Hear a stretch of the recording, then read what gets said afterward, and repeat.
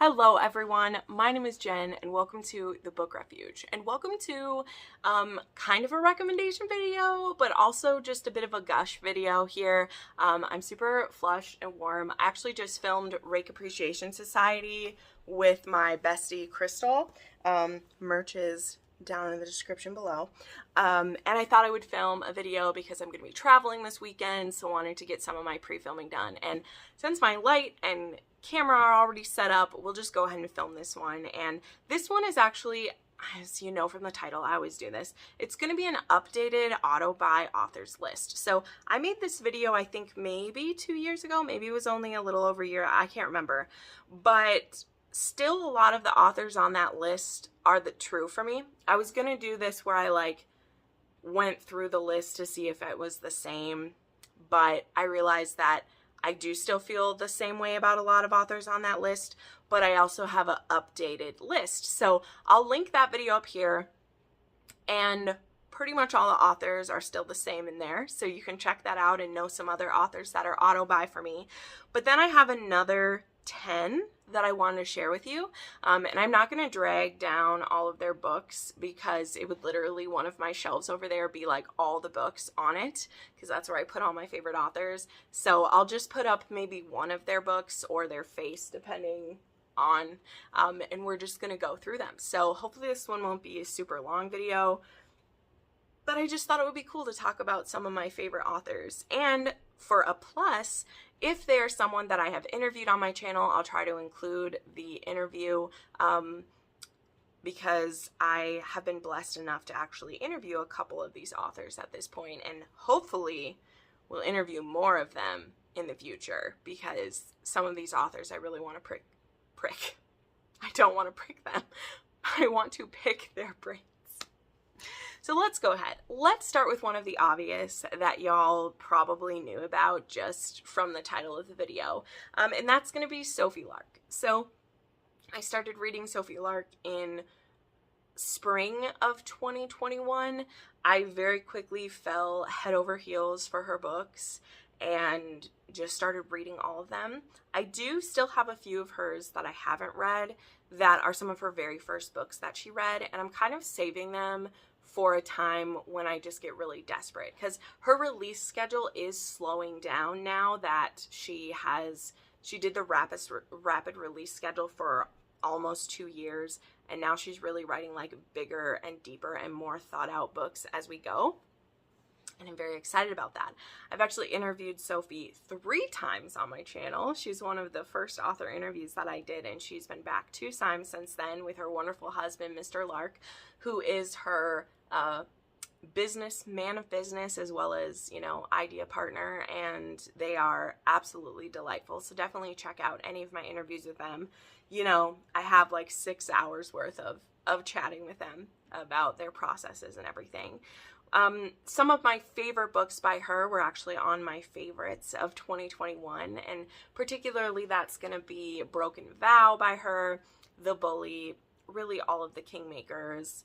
I'm very excited for what she has coming this year. She's just such a genuine person, which makes you hate her a little bit because she's absolutely beautiful and she's sweet inside and out, mother of 3, body like a heart attack, and she's so kind. So that's my gush for her. Like, there is no other author that I enjoy supporting and talking about more than Sophie, and all of that comes from the way she treats her readers and the way that she respects how they feel about her books and just how much care she puts in to what she writes to us. So I know a lot of you have read Sophie Lark because of me, and that touches my heart so much, and I'm so glad that I tried some of her books, and that, yeah, it's just been an amazing ride reading her stories.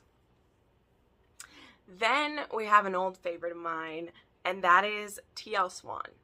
Believe it or not, I'd actually read most of her books before I read The Takeover. I didn't even remember at the time that I read The Takeover that I'd read The Stopover, because I don't really love The Stopover and I'd actually forgot about it.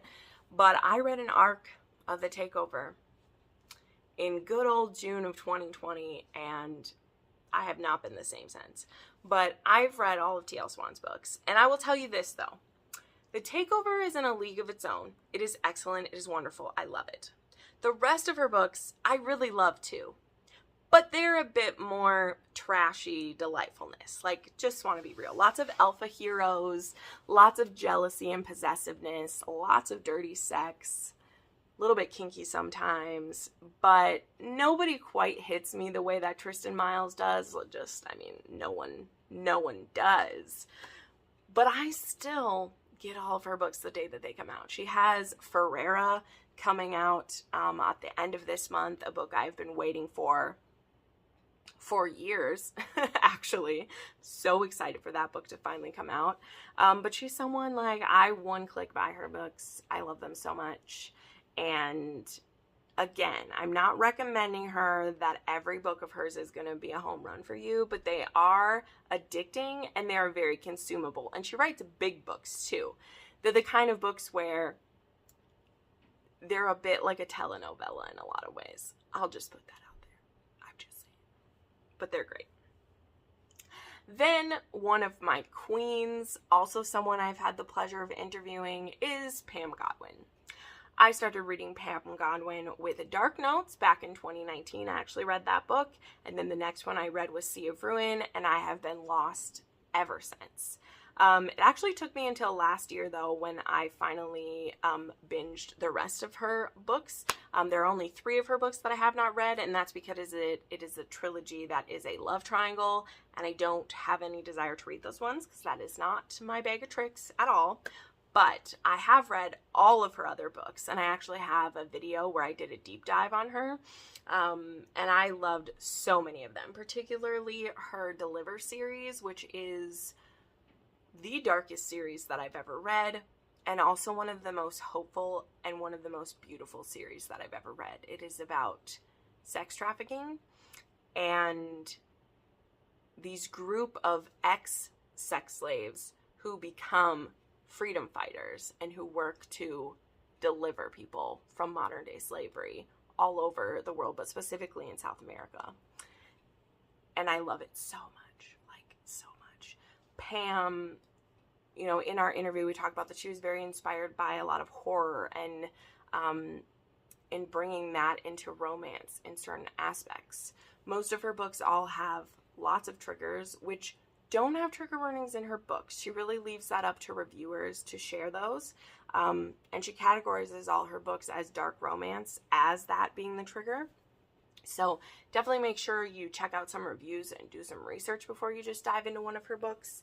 She really explains why that is in our interview, because it is a very interesting reason, like, why that happened. And a lot of it has to do with Amazon being the thing that it is. But she writes such powerful stories where her characters really earn their happily ever afters, and I love that. Then we have Elisa Brayden. Now we have a bit of a happier, more fun one. This is someone I also discovered in 2021 because of my friend Jessin from Jessin Reads Romance.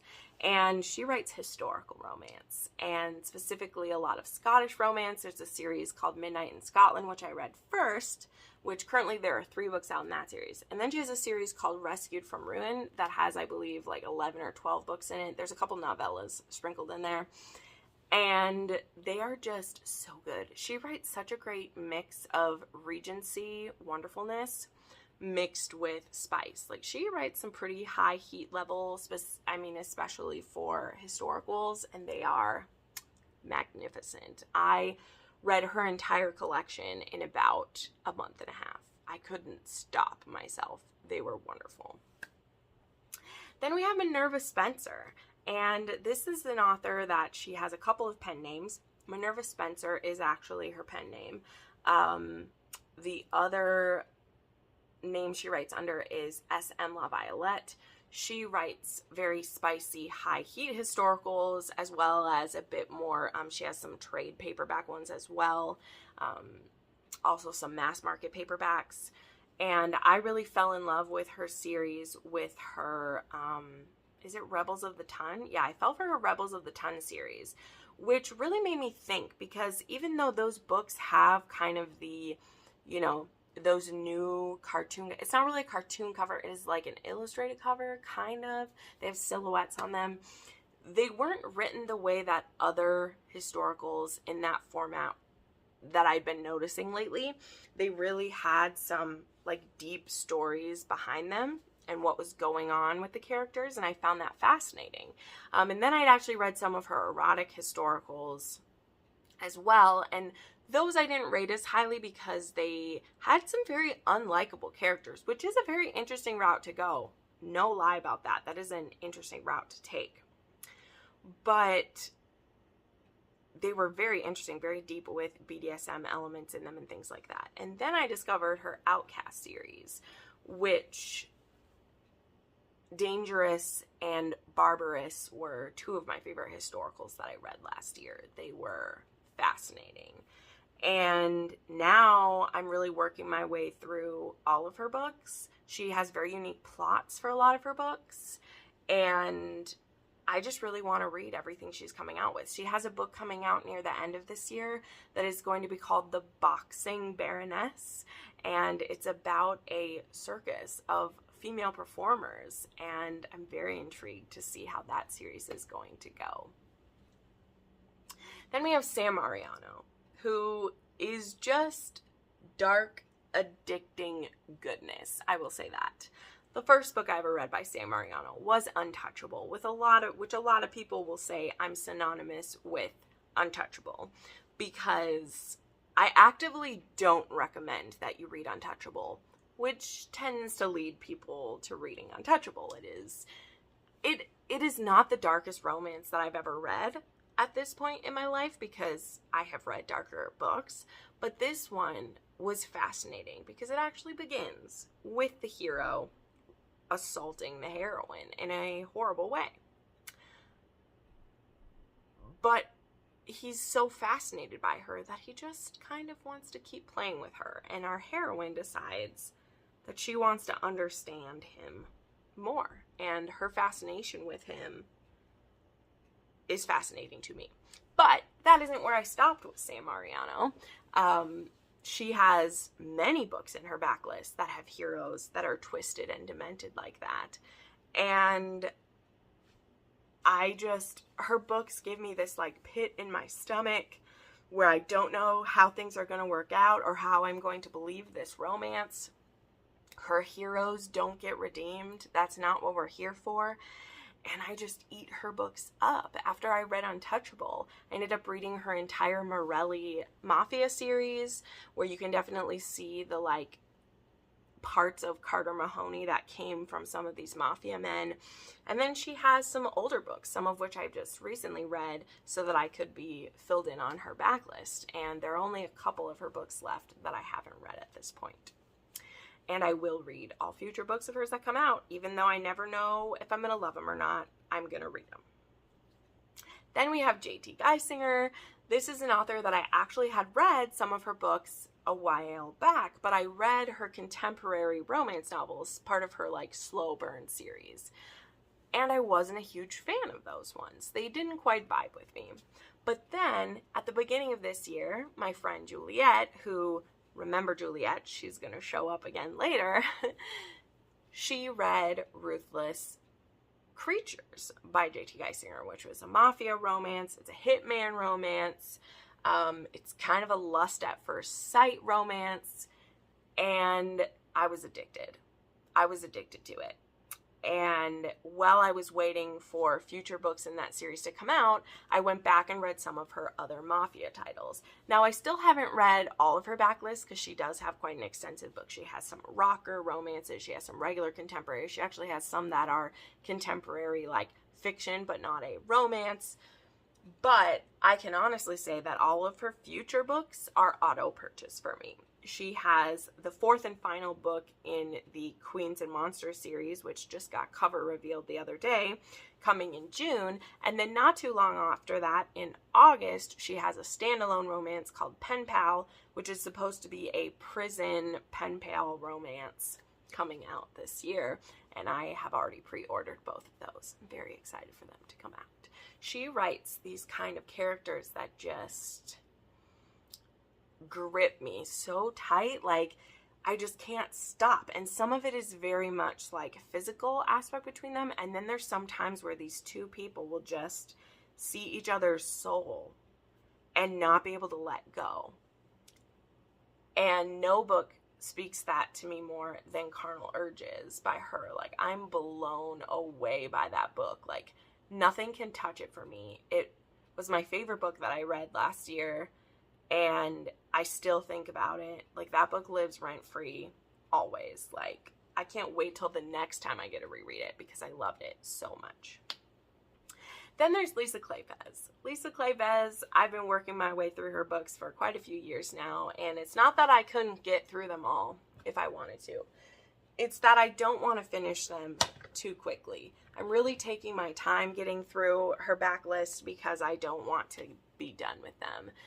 I first started her books with the Ravenels, and then I read the Hathaways, and then I read the Wallflowers. I literally went like backwards through her books, and I've read over half, definitely over half. I think I have like 8 of her books left to read. I've tried some of her contemporaries, but I can honestly say that again, I will auto buy all future releases of hers. We don't even know when her next book is coming, but I want it right now. Like, I am so rarely disappointed by her. Like, even her books that aren't a favorite are usually 4 stars. Like, I don't even think I've given one of her books less than a 4-star because she just always hits for me so good. Then I said she'd show up again, and that is Juliette Cross, who not only is a friend of mine, but she is a wonderful author.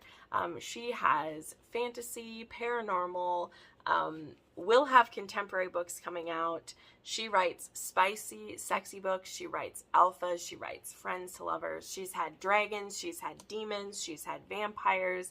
I'm currently reading a series of hers that's getting re-released right now. It's called the Vessel Trilogy. And I just love her. I love it. And also, I mean, she's one of my like best book friends that I have. So I will always be auto buying her books. They make me smile, they make me happy, and they give you the tingles. They're delightful. And then the last author that I want to mention is Katherine Byrne. Now, this one is a bit of a split, not because I haven't loved everything I've read by her, because I have, but she is going to be writing historical fiction and historical romance going forward, and I will mostly just be reading the historical romance. I am a bit interested in her, I think it's a Lady Sherlock series is what it's called. I am interested in trying that series, her mystery one, but I know from her own mouth that that is not going to be as spicy as her other books are, and I'm really here for her spicy books. So I might not read those ones, but Katherine Byrne writes dark historical romance. I first fell in love with her Victorian Rebel series, reading The Highlander. I got through all of those books very quickly. I'm reading her Good Girl series is what's currently coming out, and I really loved her trilogy about the Red Rogues. She just writes such complex characters, and her books are just spicy and good, and they get your heart and they get your lady parts. They hit everything. They're just so wonderful. So there you go. That's all I'm going to say. I know I didn't give a ton of really specific recommendations in this, but I kind of just wanted to make this to also give a reason like why these certain authors show up in my recommendation videos again and again. And that's because they're auto buy authors for me. You know, between these 10 authors, I've read more of their books than I have, you know, of so many other people. So yeah, I just wanted to gush about them for a little bit. So thank you so much for watching this. I am finally now gonna go take off my makeup and have a snack, I think. But yeah, thank you so much for watching. Make sure you subscribe to the channel and like this video. If you are looking for some recommendations, I have a playlist that has over 170 different recommendations, so definitely check that out. Thank you so much for watching, and I'll see you next time. Bye.